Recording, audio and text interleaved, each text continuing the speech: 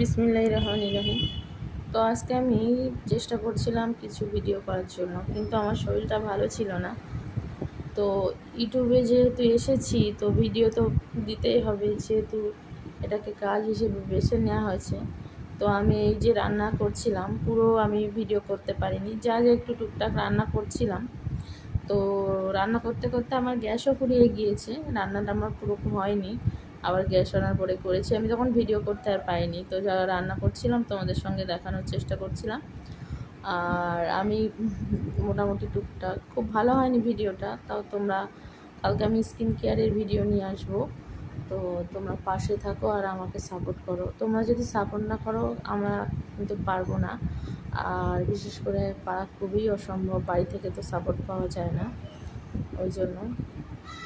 তো প্লিজ তোমরা সাপোর্ট করো।